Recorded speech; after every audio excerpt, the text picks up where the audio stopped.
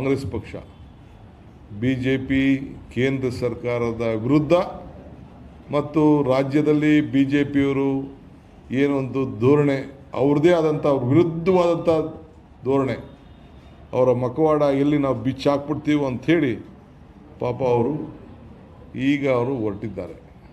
But ಎಲ್ಲ ಜನರಿಗೆ ಮಾತ್ರ ಅನುಕೂಲ ಅಂತೂ ಆಗ್ತಾಯಿದೆ. ಫ್ರೀಯಾಗಿ ಬಸ್ಸಲ್ಲಿ ಓಡಾಡ್ತಾ ಇದ್ದಾರೆ, ಮನೇಲಿ ಫ್ರೀ ಕರೆಂಟ್ ಸಿಗ್ತಾಯಿದೆ, 10 kg ಅಕ್ಕಿ ಸಿಗ್ತಾಯಿದೆ, ಅಕೌಂಟ್ಗೆ ಒಂದು ತಿಂಗಳು ಹೆಚ್ಚು ಕಮ್ಮಿ 2,000 ರೂಪಾಯಿ ಹೋಗ್ತಾಯಿದೆ. ನಾವು ಎಲ್ಲ ಸರ್ವೆ ಮಾಡಿಸಿದ್ದೀವಿ, ಭಾಳ ಸಂತೋಷವಾಗಿದ್ದಾರೆ. ಆದ್ದರಿಂದ ಈ ಎಲ್ಲ ಬೆಲೆ ಏರಿಕೆಗಳನ್ನು ಖಂಡಿಸಿ ಕೇಂದ್ರ ಸರ್ಕಾರದ ವಿರುದ್ಧ ಏನು ಪ್ರತಿಯೊಬ್ಬ ಯಾರು ಪಾಪ ಮಾಂಗಲ್ಯನೇ ತೊಗೊಳಕ್ಕಾಯ್ತಾಯಿಲ್ಲ, ಸಾರ ಬಿಡಿ ಮಾಂಗಲ್ಯನೇ ತೊಗೊಳಕ್ಕಾಗ್ತಾಯಿಲ್ಲ ಅಂಥ ಒಂದು ಪರಿಸ್ಥಿತಿ ಈ ದೇಶದಲ್ಲಿ ಇದೆ.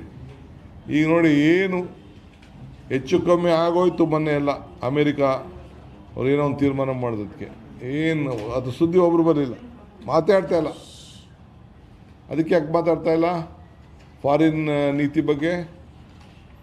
ಆದ್ದರಿಂದ ನಾನು ಅದನ್ನು ಈ ಡಿಬೇಟ್ ಮಾಡೋಕ್ಕೆ ಹೋಗೋದಿಲ್ಲ.